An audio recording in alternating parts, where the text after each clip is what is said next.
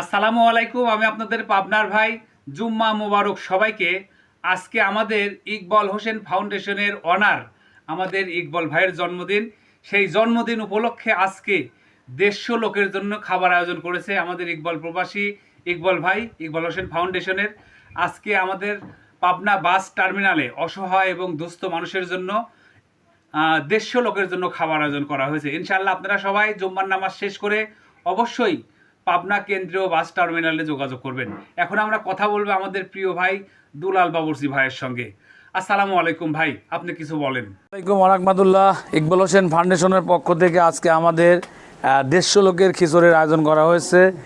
সবজি খিচুড়ি, ডিম ভাজি আমাদের বাস টার্মিনালের ভিতরে আজকে মোটর শ্রমিক পথযাত্রী মানুষের জন্য।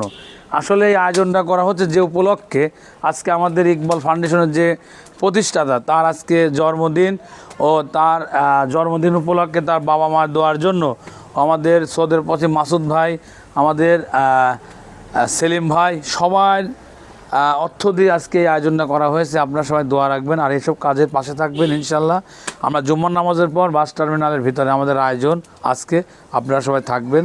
আসসালামু আলাইকুম ওয়া রাহমাতুল্লাহ। অনেক অনেক ধন্যবাদ ভাই আপনাকে। আমাদের পাবনা জেলার সন্তান আমেরিকান প্রবাসী ইকবাল হোসেন ফাউন্ডেশন আমাদের ইকবাল ভাইয়ের আজকে জন্মদিন উপলক্ষে শুনতে পেলেন আমাদের দুলাল বাবুরচি ভাইয়ের মুখ থেকে 150 লোকের জন্য খাবার আয়োজন করতে যাচ্ছেন।